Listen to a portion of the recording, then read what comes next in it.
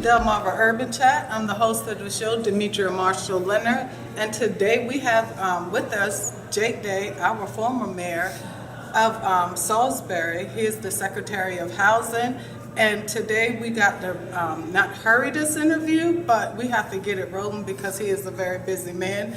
And I mentioned and I alluded to the other day about the homeless situation that is in Wacomico County.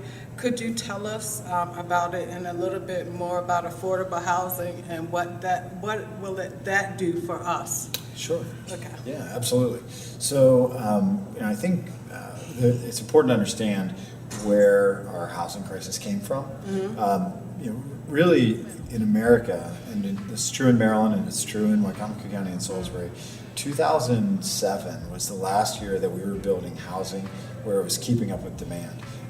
And there were lots of things in the financial crisis that were done with respect to mortgages and real estate that caused and undergirded a crisis, and where things collapsed. It's understandable that the market stopped building stuff. Right. It's understandable that people got out of the building industry, that real estate developers dried up, that the market collapsed, that everything changed, but we never came back.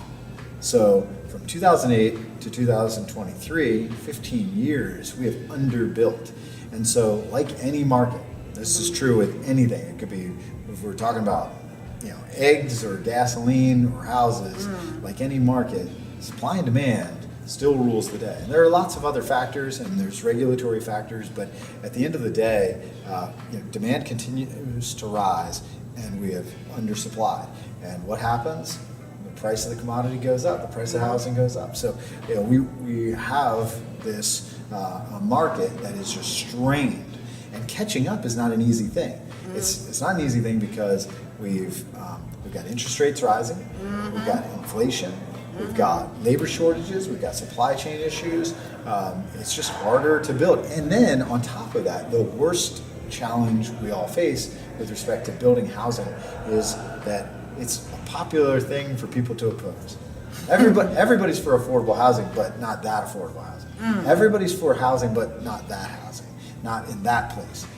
So that's one of the great challenges we have, and ultimately what has happened in some jurisdictions in some states is they've taken zoning and permitting authority away from local government because local government has fallen victim to those people who are screaming and clutching their pearls and saying, you can't build that here. But we are in desperate need of units to respond. There's no pathway out of our housing crisis without building. And I think this is, to get to your point, really important to understand that it affects people at the lowest level first.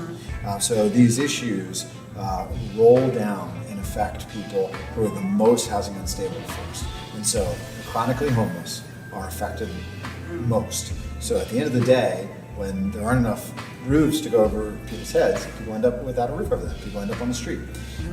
And so that's layer one. But then you end up with this enormous layer of housing unstable people that are maybe in and out of shelters. Maybe they've got an apartment for a while, but then they get evicted, and then they get another one, and then they get evicted. Because they're having trouble making ends meet. And then you end up with everybody else, the rest of the population. And guess what? Housing is getting expensive for all of us. So whether that's a market rate apartment, whether that's subsidized apartment, whether that's a single family home or condo, all of it's getting more expensive. Right. The Lord isn't making more land, and we aren't making enough housing. And so prices are only going up. And I think it requires everyone, not just state government, to respond to that challenge. So I really think, thank you. I was mentioning it on our show when I was talking to Mayor Heath. When you was in office, you would go above and beyond to help the homeless in our community, and thank you for that. Could you tell us, really quick, I know you have to go, your favorite music genre? I like 90s alternative rock. I was a teenager then, and you hold on to those things that you loved as a kid. Okay.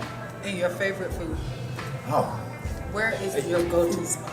well, first of all, easy favorite food. I mean, anywhere I go, it's going to be a cheeseburger. I like it, and I'm a really unhealthy cheeseburger eater, so I like burger, meat, cheese, bacon, mayonnaise. That's all I want. And my favorite go-to spot. Well, we're here in Ocean City, so I'll share. Last night, went to Liquid Assets and had a lamb merguez smash burger. Merguez lamb smash burger was amazing. Yeah. So the next time you go to where you said you was at? Yeah, Liquid Assets. Liquid Assets, I need a plate or something. Check it out. And we want to thank you for coming on the show. It's and my pleasure. And I know he's going to be in Wacomico County. He has, moved on up in the world, but he hasn't forgot about us, and that's the good part. And we thank you. We thank you for just stepping up to the plate continuously. I lay my head in Wacomico County every night. That's where my babies are. That's where I am. And so, look, I drive back. I commute every day. Go to other parts of Maryland, but I drive back to pick them up from school and get them to gymnastics and get home and get them to bed. So Salisbury will always be my home, and it'll always be important. That part. Thank you, Delmarva, and thank you for allowing us to come into your living room and grace your presence. Deuces. To spend the day down here on the Eastern Shore, especially here in Wacomico County.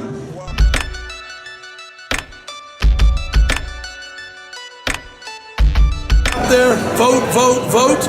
If we don't vote, we know what happens.